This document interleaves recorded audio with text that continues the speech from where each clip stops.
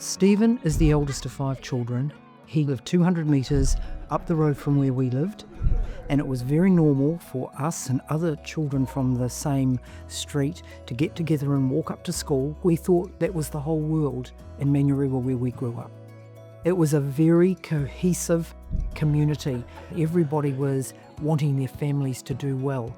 His granddad was very involved with the fallout of the Dawn raids. So Stephen had all these elements coming together through his family and through his schooling that were just a perfect fit for the man that he became. Taualeo'o Stephen Stehlin is a Pacific Island leader. He's a very kind man. He's a very generous person. He was one of the pioneers to very much promote our Pacific Island stories. Stephen always wanted to do things to the best of his ability. Being the producer of Tagata Pasifika really mattered to him, and he looked for stories that were not generally out there to be seen. The power and the stretch of that show is more than most people realise. To see people that look like you and talk like you on screen is an incredibly empowering thing. He's been a long-standing leader in broadcasting and arts, and as well as an advocate for our LGBT Pacific community.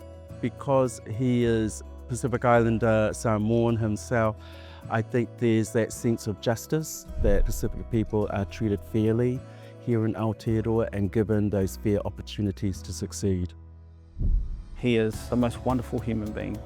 The opportunities that he gave to aspiring young journalists, camera people, technicians, artists, in my view, will be his greatest legacy.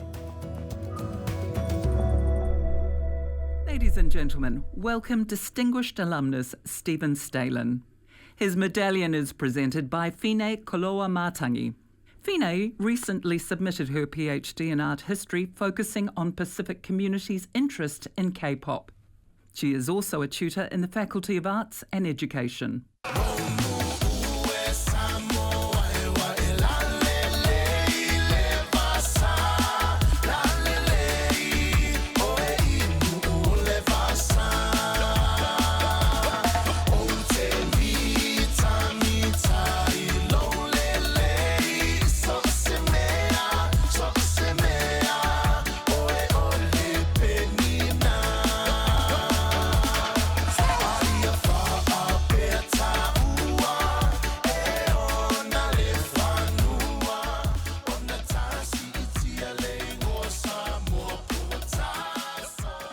Taualeo'o Stephen Stehlin. Yes. Malo Jack lama. team. O ame oe. Manurewa. Yeah, we. Manurewa whakawhitai. Wow, well done. Just about the same level. Stephen Stehlin, storyteller. What do you love about stories? Well, I could bore you to tears, but you know, you get transported to another world. You know, it's like everybody's experience. And I was always engaged with my father's stories and my grandfather in particular, because he would tell stories of Samoa, this mysterious place called Samoa. So it was that was the genesis of that. But of course, it was here that not here in this theatre, but at Auckland University that I got caught up in theatre workshop and the Kenneth Maitland Theatre and some of Shakespeare's and all that. That was magic. Why did you study French? I know it's crazy, isn't it? Why would I do that? Well, in fact, he's in the audience somewhere, Jean-Paul Théron. At 1973, wasn't it, Jean-Paul? So this was when New Zealand took France to the International Court in The Hague for the atmospheric testing. So everything broke down. All the diplomatic relationships broke down.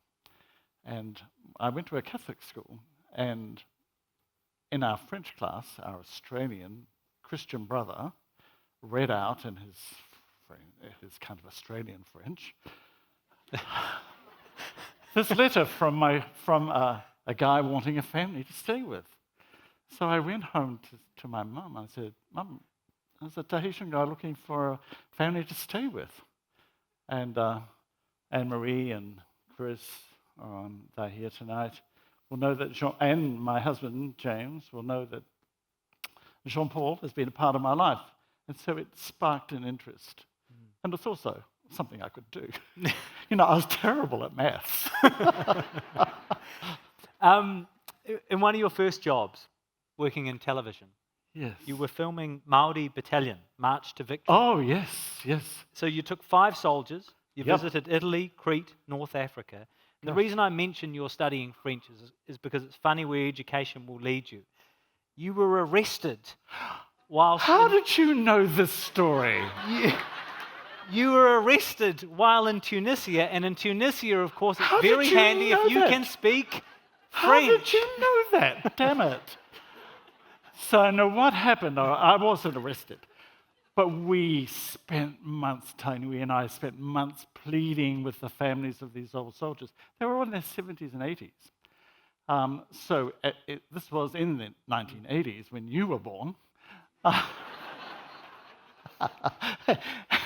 And what happened was we were going to, it's hard to film in these places and it's impossible to film in them now. But we had a connection with with the Tunisian military.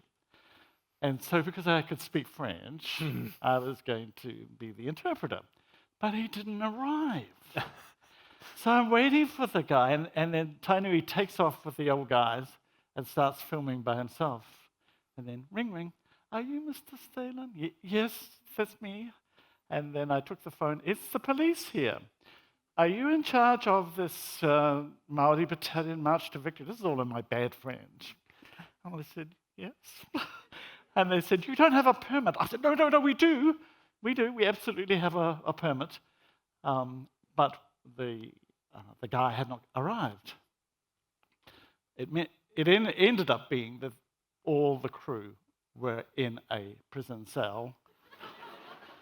That's pretty close to being arrested, I think, Stephen, you can get technical on it, but... Yeah, but I had to we had to promise the families that we would bring these old guys back alive. And and often, Tainui, if you're watching, you'll remember that we would have, bed rest day, because they thought these old guys had got together, they'd been together in the war. They thought they were 20 again, they were smoking and drinking.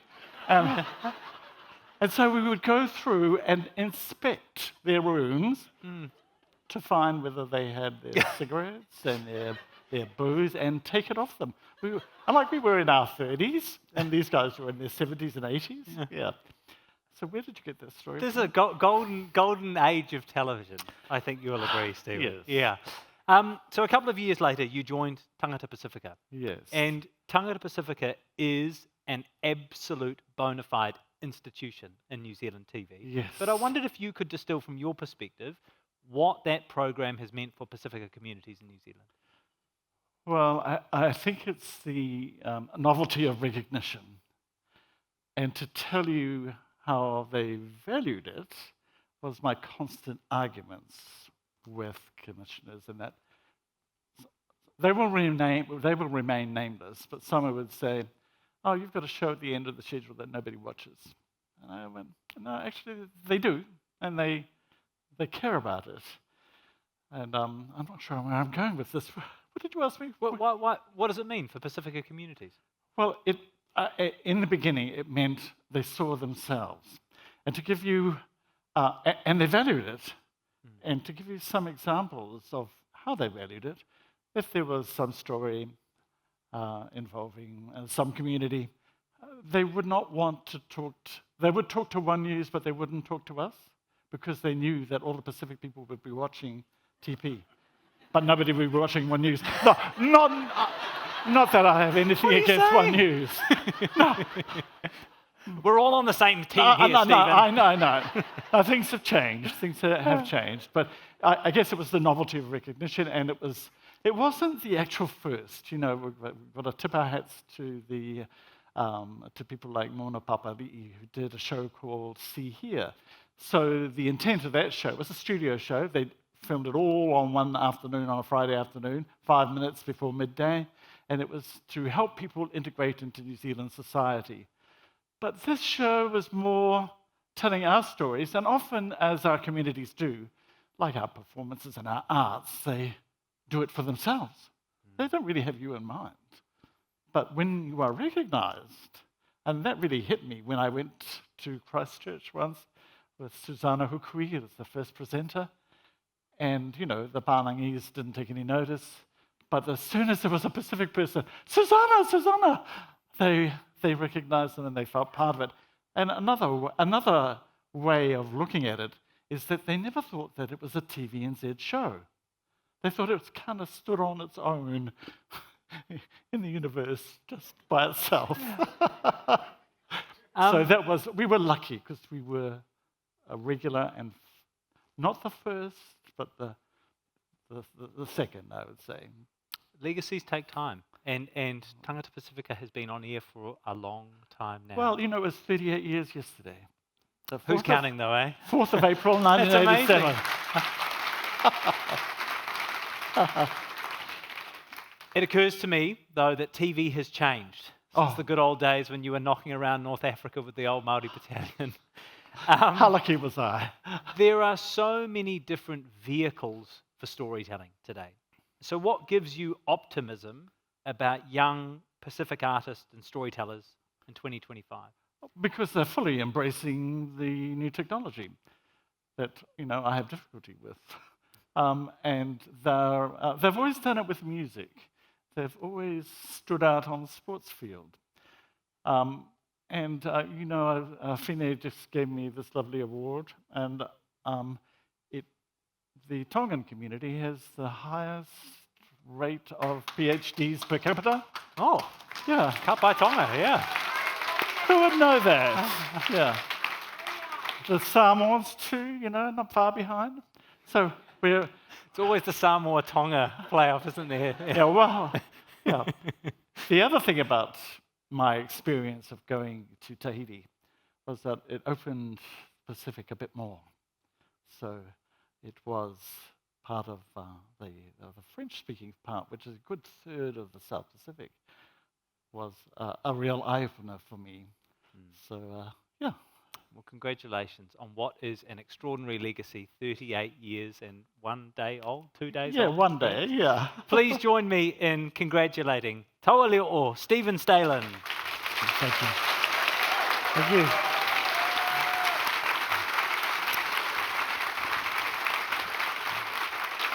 And let's meet our next recipient.